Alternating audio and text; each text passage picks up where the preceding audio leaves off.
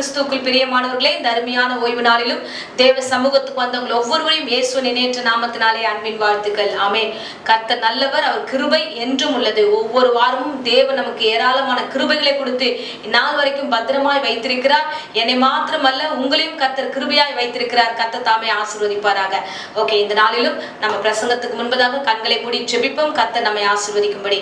அன்பு ரட்சகா, இந்த அருமையான வேலைக்காக நன்றியோடு ஸ்தோத்திரம் பண்ணுகிறோம். கர்த்தாவே, உம்முடைய கிருபை என்னாலும் எங்களோடு இருக்கிறதுக்காக கொடான கொடி ஸ்தோத்திரம் ஆண்டவரே. இந்த நாளிலும் கர்த்தாவே அப்பா, யூடியூப் மூலமா பார்த்து கொண்டிருக்கிற ஒவ்வொரு பிள்ளைகளையும், விசுவாசிகளையும், சபையாரையும் ஆசீர்வதிப்பீராக. தேவரீர் அவர்களை நீர் பாதுகாத்துக் கொள்ள வழி நடத்தும். இந்த நாளுக்கு ஏற்ற கிருபையினால நடத்துங்க ராஜா. இந்த பிரசங்கத்தை ஆண்டவரே அவர்களுக்கு ஆசீர்வாதமாய் தரும்படியாக ஒப்பு கொடுக்கிற ராஜா. நீர் பேசுகிற தெய்வம், நீர் பேசுவீராக. ஒவ்வொருவரும் ஆண்டவரே இந்த சமூகத்துல காத்திருந்து இந்த ஆசீர்வாதத்தை பெற்றுக்கொள்ள கிருபை தருவீராக. அப்பா, இந்த பிரசங்கத்துக்கு விரோதமா எழுந்திருக்கிற பிசாசுடைய தடைகள் இயேசுவின் நாமத்தினால சபித்து கட்டுகிறேன். கர்த்தர் தாமே எங்களோடு இருந்து எங்களை வழி நடத்தும், காத்துக்கொள்ளும். இயேசுவின் நேற்று நாமத்திலே ஜெபித்து ஒப்பு கொடுக்கிறேன் ஜீவனுள்ள நல்ல பிதாவே. ஆமென், ஆமென், ஹல்லேலூயா. தேவன் நல்லவர், இம்மட்டும் நம்மை நடத்தி கொண்டிருக்கிறார். பாருங்க, வேதாகமத்திலே விதமாய் வசனம் சொல்கிறது, ஜெபத்துல உறுதியாய் தரித்திருங்கள்.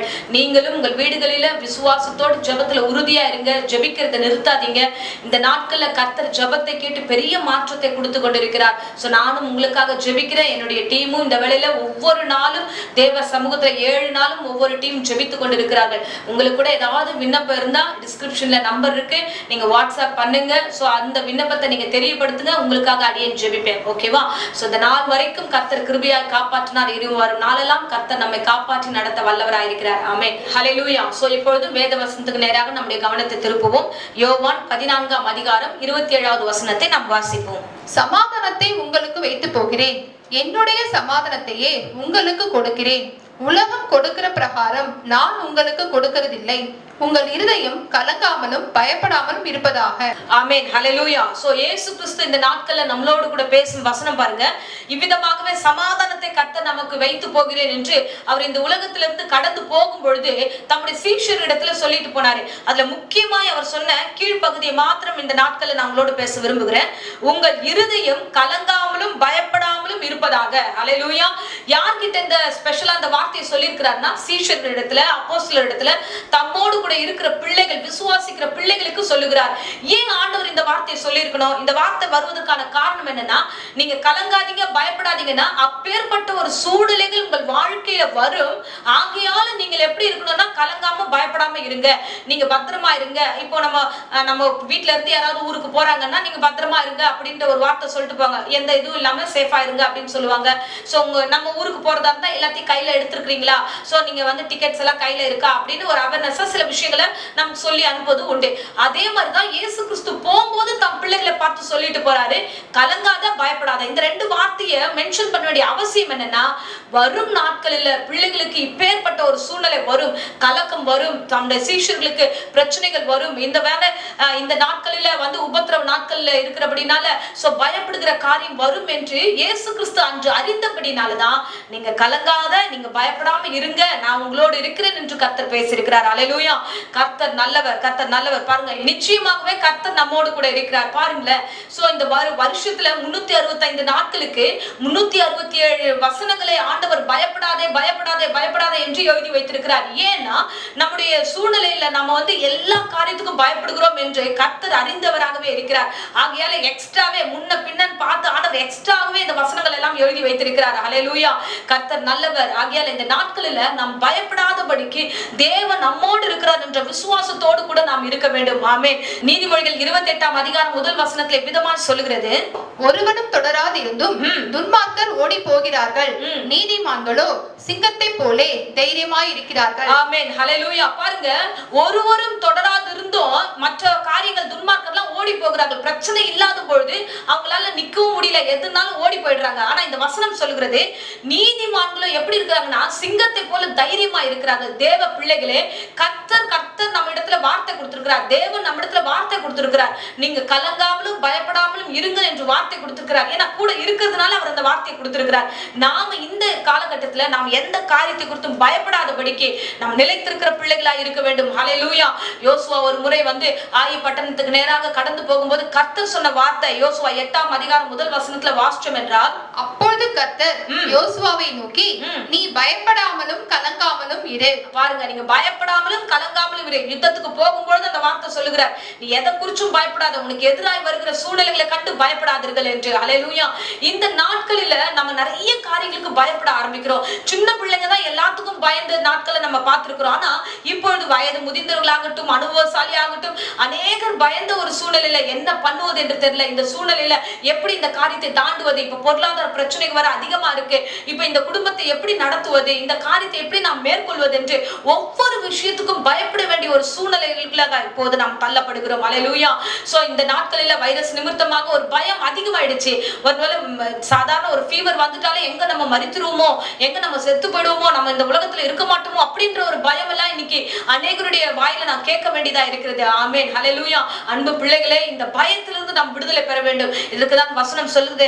நியாயாதிபதிகள் 6ஆம் அதிகாரம் 23ஆம் வசனத்துல கர்த்தர் சொன்ன வார்த்தை, அதற்கு கர்த்தர், உனக்கு சமாதானம், பயப்படாதே, நீ சாவதில்லை என்று சொன்னார். ஆமென். ஹல்லேலூயா. உங்களுக்கு சமாதானம். இந்த பிரசங்கத்தை கேட்கிற அருமையான பிள்ளைகளே, வியாதி நிமித்தமாக, பலவீனத்தின் நிமித்தமாக, பொருளாதாரத்தின் நிமித்தமாக ஒருவேளை பயந்து போயிருந்தீங்கன்னா ஆண்டவர் சொல்கிறார், சமாதானமா இருமா, நான் உங்களோடு கூட இருக்கிறேன், நீ சமாதானமா இரு, சோ நீ பயப்படாத, நீ சாவதில்லை என்று கர்த்தர் ஒரு தீர்க்க தரிசனமான வார்த்தையை சொல்லியிருக்கிறார். ஹல்லேலூயா. இந்த பிரசங்கத்தை கேட்கிற யாரானாலும் சரி, எந்த வியாதி நிமித்தமாக மரணம் உங்களுக்கு நேராதபடிக்கு கர்த்தர் தாமே காத்துக் கொள்வாராக. ஹல்லேலூயா.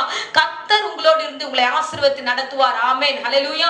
அதுக்குதான் ஏசாயா 41ஆம் அதிகாரம் 10வது வசனத்துல அவர் சொல்கிறார், பயப்படாதே, நான் உனக்கு துணை நிற்கிறேன் என்று சொன்னார். ஹல்லேலூயா. திகையாதே, நான் உன் தேவன் என்று சொன்னவர் உங்களோடு கூட இருக்க அவர் வல்லவராய் இருக்கிறார். ஆமென். ஹல்லேலூயா. இயேசு நல்லவர். பெரிய பெரிய காரியங்களை உங்களோட கூட செய்யும்படியாக உங்களுக்கு வார்த்தைகளை கொடுத்து உங்களை நடத்துகிற தெய்வமா இருக்கிறார். ஆமென். ஹல்லேலூயா. சோ இந்த நாட்கள்ல பயத்து நிமித்தமாக பலவிதமான பலவீனங்களை நாம் பெற்றுக்கொள்கிறோம். பாருங்க, இந்த பயம் ஒரு பெரிய எதிரி. பிசாசானவன் மிகப்பெரிய அளவுல அது ஒரு ஆயுதமாக அவன் பயன்படுத்தி கொண்டிருக்கிறான். யார் மத்தியிலனா, விசேஷமாக வேத வசனத்தை கேட்டுக் கொண்டிருக்கிற அருமையான பிள்ளைகளே, உங்கள் மத்தியில தான் அந்த பயத்தை விதைக்கிறவனாக இருக்கிறான். ஹல்லேலூயா. இந்த பயத்தை நாம எப்படி பார்க்கணும்னா, ரெண்டு காரியத்தை பார்க்கலாம். ஒண்ணு, நல்ல விதமான பயமும் இருக்கு. ரெண்டாவது காரியம் பாத்தீங்கன்னா, தவறுதலான பயம், தேவையே இல்லாத ஒரு பயமா இருக்கு. பாருங்க, முதல் காரியத்தை நான் சொல்றேன் பாருங்க. நல்ல விதமான பயம்னா கர்த்தருக்கு பயப்படுதலே ஞானத்தின் ஆரம்பம் சொல்லப்படுகிறது. சோ இன்னொரு வேத வசனத்தை நான் சொல்றேன் பாருங்க. நீதிமொழிகள்ல 10ஆம் அதிகாரம் 27வது வசனத்துல சொல்லுகிறது, நாம் கர்த்தருக்கு பயப்படும் பொழுது, வாசிப்போம், கர்த்தருக்கு பயப்படுதல் ஆயுசு நாட்களை பெருக பண்ணும். கர்த்தருக்கு பயப்படும் பொழுது ஆயுசு நாட்கள் பெருக பண்ணும். சோ இது ஒரு நல்ல பயம். என்னை கர்த்தர் பார்த்து கொள்ளுகிறார், கர்த்தர் என் கூட இருக்கிறார், கர்த்தர் என்னை ஆசீர்வதிக்கிறார், அவர் என் பட்சத்துல இருக்கிறார் என்று சொல்லி கர்த்தரை நோக்கி நம்ம பார்க்கிறோம். சகல பயத்தோட பக்தியோட அவரை பார்க்கும்போது நம்முடைய ஆயுசு நாட்கள் பெருகும் என்று வேதம் சொல்லுகிறது. அது மாத்திரம் இல்ல, நீதிமொழிகள் 19:23 வசனம் சொல்லுகிறது, கர்த்தருக்கு பயப்படுதல் ஜீவனுக்கு ஏதுவானது. நம்முடைய ஜீவனுக்கு ஏதுவானது. நம்ம ஏன் இப்ப பயப்படுறோம் அப்படின்னா, எங்க ஜீவன் போயிடுமோ, எங்க நம்ம உயிரோட இருக்க மாட்டோமோ, இந்த பலவீனம் எல்லாம் இருக்கு, இந்த சூழ்நிலையா இருக்கு. சோ பலவிதமான யோசனை நிமித்தமாக நம்ம என்ன பண்ணுகிறோம், பயந்து இருக்கிறோம். பாருங்க, நீங்க கர்த்தருக்கு பயந்து நடந்தாலே போதும். ஐயோ, ஆண்டவர் பார்க்கிறாரு, நம்ம தப்பு செய்யக்கூடாது, தேவன் நம்மோடு இருக்கிறாரு, உண்மை உத்தமமா வாழணும், தேவன் நம்மளை பார்த்து கொண்டிருக்கிறார், தினந்தோறும் ஜெபிக்கணும், தேவன் நம்மை பார்க்கிறார், நம்ம வேதத்தை வாசிக்கணும், உண்மையா இருக்கணும், தேவன் நம்மை பார்த்து கொண்டிருக்கிறார், சோ காணிக்கைகளை செலுத்தணும், தேவ சமூகத்துல நம்ம அர்ப்பணிக்கணும் என்று தேவ பயத்தோடு பக்தியோடு வாழ்ந்தோம் என்றால் நமக்கு கர்த்தர் ஆசீர்வாதத்தையும் கொடுக்க வல்லவராய் இருக்கிறார் என்று வேதம் சொல்லுகிறது. நீதிமொழிகள் 22:4 வாசிக்கிறோம், கர்த்தர் நம்மை ஆசீர்வதிக்கிற தெய்வமாய் இருக்கிறார். ஹல்லேலூயா. அந்த ஜீவனுக்கு வாழ்வதற்கு ஏற்ற எல்லா ஆசீர்வாதத்தையும் கர்த்தர் கொடுப்பார். இப்பொழுதும் தேவ பயத்தோடு இருப்போம் என்றால் நிச்சயமாகவே எல்லா காரியத்தையும் நம்மளால மேற்கொள்ள முடியும். பாருங்களேன், தானியேலை குறித்து பார்க்கிறோம். அவன் தேவனுக்கு பயந்தவனாக உண்மையோடு அவர் வாழ்ந்துட்டு இருக்கும் போது அவன் ராஜாக்கும் பயப்படல, சிங்க கெபியில போடும்போது சிங்கத்துக்கும் அவன் பயப்படல. அதே போல சாத்ராக் மேஷாக் பார்க்கும்போது அக்கினியில போடும்போது அவங்க அந்த அக்கினி கூட அவங்க பயப்படவே இல்லை. ஹல்லேலூயா. அன்பு பிள்ளைகளே, நாம தேவனுக்கு பயந்து நடந்தோம்னா இந்த உலக காரியத்துக்கு பயப்பட வேண்டிய அவசியமே இல்லை. ஹல்லேலூயா. சோ தேவனுக்கு பயந்து நடக்கும்போது கர்த்தர் எல்லாவற்றையும் ஜெயிக்கத்தான பலத்தை நமக்கு கொடுக்க அவர் வல்லமுள்ள தெய்வமா இருக்கிறார். ஆகையால இருந்த இடங்களை நம் தைரியத்தோட தேவ சமூகத்துல பயத்தோடு நாம் வாழ்ந்தோம் என்றால் எல்லா காரியத்தையும் ஜெயமாய் நம் தைரியத்தோடு மேற்கொள்ள முடியும். ஹல்லேலூயா. கர்த்தர் உங்களோடு இருந்து உங்களை நடத்த அவர் வல்லமுள்ள தெய்வமா இருக்கிறார். சங்கீதத்தில் இவ்விதமாய் வசனம் வேதம் சொல்கிறது 112ஆம் சங்கீதம் 7வது வசனத்துல, துர்செய்தியை கேட்கிறதுனால் பயப்படான், அவன் இருதயம் கர்த்தரை நம்பி திடனாயிருக்கும். ஆமென், அல்லேலூயா. துர்ச்செய்தி கேட்கிறதுனால அவன் பயப்பட மாட்டான். சோ தேவ பிள்ளைகள் நம்ம பயப்பட வேண்டிய அவசியம் இல்ல. இன்னும் நிறைய துர்ச்செய்திகள் வந்தாலும் நம்ம பயப்படாமல் தைரியமா இருக்கலாம். ஏன்னா கர்த்தர் சொல்லிட்டு போயிருக்காரு, நீங்க கலங்காமலும் பயப்படாமல் இருங்க, சமாதானத்தை உங்களுக்கு வச்சுட்டு போறேன், நான் உங்களோட தான் இருக்கிறேன் என்று கர்த்தர் நம்மோடு கூட பேசியிருக்கிறார். ஆமென், அல்லேலூயா. அப்போ நமக்கு நிறைய துர்ச்செய்திகள் கேட்போம். ஐயோ அடுத்த 3வது அலை வருதுன்றாங்க, இதெல்லாம் ரெடியா இருக்குன்றாங்க, அப்ப என்ன நடக்குமோ, அப்ப நம்ம குழந்தைகளை எல்லாம் பத்திரப்படுத்தணும் அப்படின்ற ஒரு தேவையில்லாத பயத்துக்குள்ளாக இந்த உலகம் நம்மளை தள்ளுகிறது. தேவையில்லாத சீற்றமான காரியங்களை நம்ம கேள்விப்படும் போது, ஐயோ இங்க அழிவு வருது, அங்க அழிவு வருதுன்னு கேள்விப்படும் போது நம்மளே நாமே அறியாமையே பயத்துல விழுந்துடுறோம். பாருங்க, நீங்க துர்ச்செய்தி கேள்விப்பட்டா கூட இனி பயப்படாதுங்க. ஏன்னா நமக்கு கர்த்தர் வசனத்தை கொடுத்து நடத்துகிறார். ஆமென், அல்லேலூயா. நம்ம ரட்சகர் மேலானவர், உன்னதமானவர், நம்மளை அப்படியே விட மாட்டார். முன்னதாகவே வார்த்தை கொடுப்பார், முன்னதாகவே எல்லாவற்றையும் அவர் சொல்லிதான் செய்வார். நீ பயப்படாதமா, தைரியமா போமா, நான் உன் கூட இருக்கிறேன். எந்த காரியம் வந்தாலும், எந்த துர்ச்செய்தி கேள்விப்பட்டாலும் அது ஒன்றும் சேதப்படுத்தாது. நீங்கள் விசுவாசத்துல தைரியமா இருங்கள் என்று வேதம் சொல்லுகிறது. ஹல்லேலூயா. கர்த்தர் நல்லவர், கர்த்தர் நம்மை நடத்த அவர் போதுமானவராய் இருக்கிறார். ஆமென். ஆகையால நீங்க தேவனுக்குள்ள தேவ பயத்துல வளர்ந்தா போதும், எந்த துர்ச்செய்தி கேட்டாலும் நீங்கள் பயப்பட வேண்டிய அவசியம் உங்களுக்கு இல்லை. ஆமென், ஹல்லேலூயா.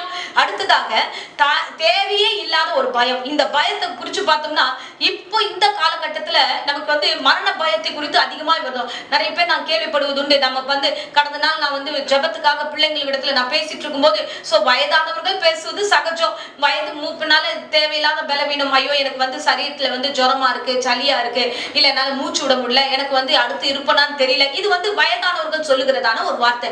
இப்பொழுது சின்ன பிள்ளைகளே ஒரு ஜுரம் வரும்போது ஐயோ ஏதாவது ஆயிடுமோ அப்படின்ற ஒரு பயமான வார்த்தைகளை பேசுவது நம்ம கேட்க ஆரம்பிக்கிறோம். இது தேவையில்லாத பயம். அல்லேலூயா. தேவையற்ற பயம். இந்த பயத்துக்கு நீங்க இடம் கொடுக்கவே கொடுக்காதீங்க. ஆமென். வசனம் சொல்லுகிறது இவ்விதமாய் பவுல் சொல்லுகிறார். பிலிப்பியர் 1ஆம் அதிகாரம் 21வது வசனத்துல வாசித்தோம் என்றால், கிறிஸ்து எனக்கு ஜீவன், சாவு எனக்கு ஆதாயம். ஆமென். கிறிஸ்து எனக்கு ஜீவன், ஆமென், சாவு எனக்கு ஆதாயம். இந்த பிரசங்கத்தை கேட்கிற அருமையானவர்களே, நானாலும் சரி, நீங்களானாலும் சரி, நீங்கள் தேவ சமூகத்துல நாம நிக்கிறோம் பாத்தீங்களா, நமக்கு ஜீவன் எப்பேற்பட்டதுன்னா, சாவு வந்தாலும் அது ஆதாயம் என்று நீங்கள் நினைச்சுக்கோங்க. ஜீவன் நமக்கு, கிறிஸ்துவுக்கு நமக்கு ஜீவனா இருக்கிறபடினால நம்ம கொண்டு போகிற ஒருவர் இருக்கிறார். இந்த பயம் எதனால வருது? இந்த உலகத்துல வாழ்ந்துகிட்டு இருக்கிற இந்த பிரச்சனைனாலதான் நமக்கு பயமே தவிர மற்ற எந்த காரியத்துக்கும் நமக்கு பயம் இருக்க வேண்டிய அவசியம் இல்லை. இந்த உலகத்துல வாழ்வது வரைக்கும் பொருளாதாரமாகட்டும், சாப்பாடு விஷயமாகட்டும், இல்லைன்னா நம்மளுடைய தனிப்பட்ட வீட்டின் காரியமாகட்டும், உறவு முறையாகட்டும், மற்ற காரியங்களுக்கு எல்லாம் பிரச்சனையும் சண்டையும் தேவையில்லாத காரியமும் பயமும் இங்கதான் இருக்கு. இந்த பயத்தினால நம்மளுடைய எதிர்காலத்தை குறித்து நீங்க பயப்பட வேணாம். அதுதான் பவுல் சொல்றாரு, சாவு எனக்கு ஆதாயம். அதை குறித்து அவர் திட்டமாய் சொல்லுகிறார். கிறிஸ்துவ பிள்ளைகளுக்கு அது ஒரு ஆதாயமான விஷயம் என்பதை நீங்க மறந்துடாதீங்க. ஆமென், அல்லேலூயா. ஆனாலும் கர்த்தர் வேதத்துல நம்மை சொல்லியிருக்கிறார், நம்மளை இந்த நாள் வைத்திருக்கிறார். பாருங்க, எனக்குள்ள நான் ஜெபிக்கும் பொழுது கடந்த ஒரு 6 மாதமாகவே எனக்குள்ள ஒரு தீர்மானமான ஒரு ஜெபம் இருந்தது. என்னன்னா, நான் இருக்கும் வரைக்கும் இந்த உலகத்தை கர்த்தர் சேஃபா வச்சிருப்பார். அந்த தைரியம் எனக்கு ஆவியானவர் கொடுத்திருக்கிறார். நீ ஜெபிக்கிற, சோ எனக்கு என்னன்னா, ஜெபிக்கிற பிள்ளைங்க இருக்கிற வரைக்கும் இந்த தேசத்துக்கு எதுவும் நடக்காது, இந்த பிரசங்கத்தை கேட்கிற பிள்ளைகளுக்கு ஒன்றும் நடக்காது என்ற நம்பிக்கை. அதிகாலையில் எழுந்து 3 மணிக்கு உட்கார்ந்து தேவ சமூகத்துல ஜெபிக்கிறபடினால இந்த தைரியம் எனக்குள்ளாக இருக்கிறது. உங்களுக்கு சொல்றேன், நீங்க ஜெபிக்கிறீங்களா? தேசத்துக்காக ஜெபிக்கிறீங்களா? உங்க வீட்டுக்காக ஜெபிக்கிறீங்களா? சோ உங்கள் உறவுக்காக ஜெபிக்கிறீங்களா? நீங்க எதை குறிச்சும் பயப்பட வேண்டிய அவசியமே இல்ல. இந்த மரண பயத்தை குறித்து நம்ம பயப்பட வேண்டிய அவசியமே இல்ல. கர்த்தர் அவ்விதமான காரியத்துல நம்ம நடத்த மாட்டார். ஆமென், அல்லேலூயா.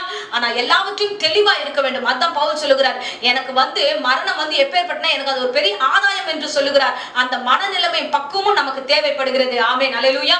ஆனாலும் கர்த்தர் இந்த நாட்கள்ல நம்ம அப்படி நடத்த மாட்டார். ஆமென். அது ஊர்ஜிதமாக இந்த வேளையில தீர்க்க தரிசனமா சொல்லுகிறேன் பாருங்க.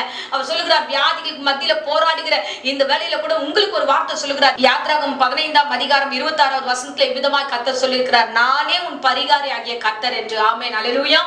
அவர் உங்களுக்கு சுகம் தருகிறவர் உங்களோடு இருக்கிறார். ஆகையால தேவையில்லாத பயத்துக்கு இடம் கொடுக்காதீங்க. கர்த்தர் உங்களோடு இருந்து பூரண சுகத்தை கொடுத்து நடத்த வல்லவராய் இருக்கிறார். ஒருவேளை இந்த வேளையில நீங்க மருத்துவமனையில இருந்து இதை பார்த்தாலோ, இல்ல வீட்டுல பலவீனத்தோட இந்த வேளையில இந்த பிரசங்கத்தை கேட்டாலோ, இன்றைக்கு கர்த்தர் சொல்லுகிறார், அவர்தான் பரிகாரி, அவர்தான் நல்ல டாக்டர். அவர் நிச்சயமாய் உங்களுக்கு சுகம் கொடுத்து உங்களை நடத்த அவர் வல்லமுள்ள தெய்வமாய் இருக்கிறார். ஆமென், ஹல்லேலூயா.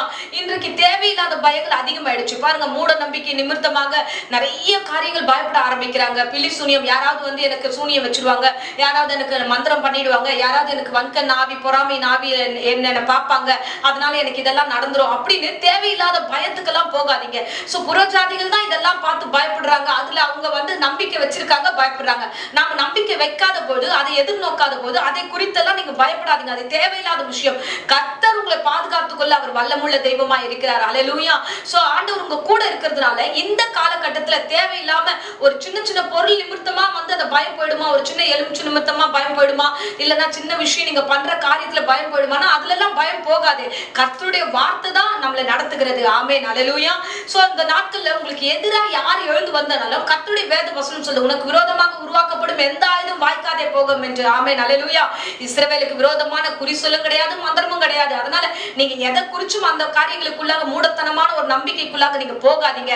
அந்த பயம் நமக்கு தேவையற்றது. ஆமென். வசனம் சொல்லுகிறது 2 தீமோத்தேயு 1:7 ஆண்டவர் நமக்கு எப்பேற்பட்ட ஆவியை கொடுத்திருக்கிறார் தெரியுமா? வாசிப்போம். தேவன் நமக்கு பயமுள்ள ஆவியை கொடாமல் பலமும் அன்பும் தெளிந்த புத்தியுமுள்ள ஆவியையே கொடுத்திருக்கிறார். ஆமென். ஹல்லேலூயா. சோ ஆண்டவர் நமக்கு பயமுள்ள ஆவியை கொடுக்கல. சோ மற்ற எல்லா காரியத்துக்கும் நம்ம பயப்பட ஆரம்பிச்சிட்டோம். நீங்க ஒரு நிமிஷம் தெளிந்த புத்தியோடு யோசிக்கணும். இல்ல இந்த மாதிரி வந்து நமக்கு ஏதாவது செய்வினை பண்ணுவாங்களோ, மந்திரம் பண்ணுவாங்களோ, அந்த காரியம் பண்ணுவாங்களோ, இதெல்லாம் நமக்கு வராது, நமக்கு அணுகாது. நாம் அந்த நினைப்போடு கூட நாம வந்து தேவ சமூகத்துல ஒப்பு கொடுக்கணும். கர்த்தர் நமக்கு நல்ல ஆவியை கொடுத்திருக்கிறார். பரிசுத்த ஆவியானவர் நம்மிடத்துல இருக்கிறாரே. இந்த காரியம் நடைபெறாது என்பதை நீங்கள் விசுவாசத்தோடு நம்ப வேண்டும். அல்லேலூயா. ஆவியானவர் உங்களோடு இருக்கிறார். இது தேவையற்ற பயம். இந்த தேவையற்ற பயத்தை நீங்க விலக்கி காத்துக்கொள்ளுங்க. ஹல்லேலூயா. பாருங்க. சரி, அப்ப இப்ப இந்த காலகட்டத்துல நம்ம எப்படிதான் நடந்துக்கணும்னா, நீங்க ஒண்ணு இந்த காரியத்துல என்ன பண்ணணும் அப்படின்னா, இந்த காரியங்களை எதிர்த்து நில்லுங்க. நீங்க வந்து ஃபேஸ் பண்ணுங்க. அதை விட்டுட்டு ஓடணும்னு நினைக்காதீங்க. ஒரு பிரச்சனை வருதா, ஒரு பலவீனம் வருதா, ஒரு வியாதியின் காரியம் வருதா, ஒரு பொருளாதார பிரச்சனை வருதா, உங்களை பயமுறுத்துற சில விஷயங்கள் வருதா, நில்லுங்க. நீங்க வந்து அந்த இடத்துல நின்னு இது என்ன அப்படின்ட்டு நீங்க பாருங்க. ஹல்லேலூயா. பாருங்க, அபிஷேகம் பண்ணப்பட்டவர்களை கர்த்தர் தம்முடைய பிள்ளைகளை பாதுகாத்துக் கொள்ள வல்லவராய் இருக்கிறார். பாத்தீங்கன்னா தாவீதுடைய காரியத்துல பாக்குறோம். அவர் வந்து பிரச்சனை வரும்போது ஒரு தடவை வந்து கரடி வருகிறது, ஒரு தடவை சிங்கம் வருது. அப்போ வந்து அவர் பிரச்சனையை ஃபேஸ் பண்றாரு, அவர் ஜெயத்தை பெற்றுக் கொள்ளுகிறார். அல்லேலூயா. 1 சாமுவேல் 16 இதெல்லாம் நாம் வாசிக்கிறோம். அப்போ நாம நின்னு ஃபேஸ் பண்ணும்போது கர்த்தர் என் கூட இருக்கிறார், எதுவும் மேற்கொள்ள முடியாது என்று விசுவாசத்தின் பேர்ல நீங்க நிக்கணும். அதே மாதிரி நியாயாதிபதிகள் 16 நம்ம வாசிச்சோம் என்றால், சிம்சோன் வந்து சிங்கத்தை கிழிப்பார். அப்போ எதிர் வருகிற பிரச்சனைகளை அவன் ஒன்றும் இல்லாமல் கிழிக்கிற ஒரு சாதாரண மனுஷனால எதிர்கொள்ள முடியுமானா முடியாது. ஆனா தேவ ஆவி இருந்தா இந்த காரியத்தை செய்ய முடியும். அப்ப கர்த்தர் நமக்கு தேவ ஆவி கொடுத்தபடினால வருகிற பிரச்சனைகளை நீங்க ஃபேஸ் பண்ணுங்க. நில்லுங்க, தைரியமா நில்லுங்க.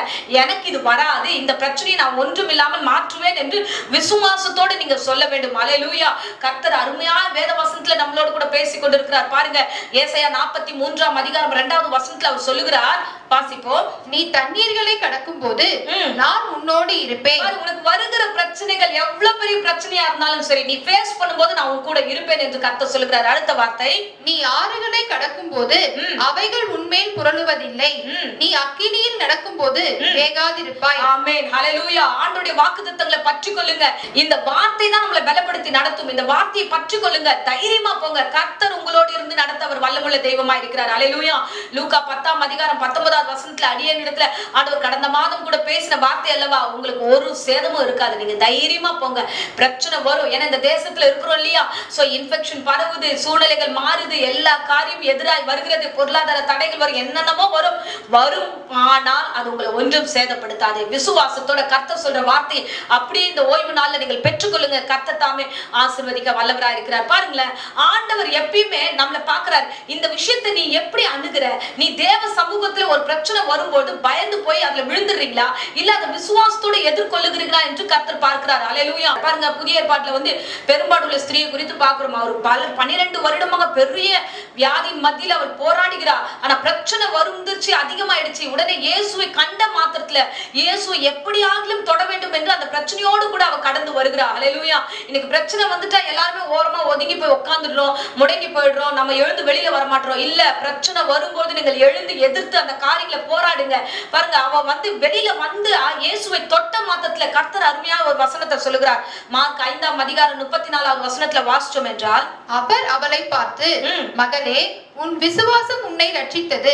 நீ சமாதானத்தோட போய் வேதனை நீங்கி சுகமாயிரு என்றார். ஆமென். அல்லேலூயா. பாருங்க, இயேசு அவ்வளவு அழகாய் சொல்லுகிறார் அவளை பார்த்து, உன் விசுவாசம் உன்னை ரட்சித்தது. இந்த நாட்கள்ல வருகிற பிரச்சனைகளை நீங்கள் எதிர்த்து நிற்கும் பொழுது, அந்த காரியத்தை ஃபேஸ் பண்ணும்போது நிச்சயமாய் கர்த்தர் உங்களை ஆசீர்வதிப்பார். பாருங்க, நீ சமாதானத்தோட போ, உன் வேதனை நீங்கி நீ சுகமாயிருப்பாய் என்று அருமையாய் சொல்லி அனுப்புகிறார். அல்லேலூயா. நீங்கள் எதிர்த்து நீங்கள் அந்த காரியங்களை கடந்து வாங்க. பயந்து தேவையில்லாத பயத்துல விழுந்து போகாதீங்க. கர்த்தர் உங்களை நடத்த வல்லவராய் இருக்கிறார். அவர் எப்பேற்பட்டவர் என்று வேதம் சொல்லுகிறது தெரியுமா? நேற்றும் இன்றும் என்றும் மாறாதவராக இருக்கிறார் என்று எபிரேயர் 13ஆம் அதிகாரத்திலே விதமாய் வாசிக்கிறோம். அல்லேலூயா.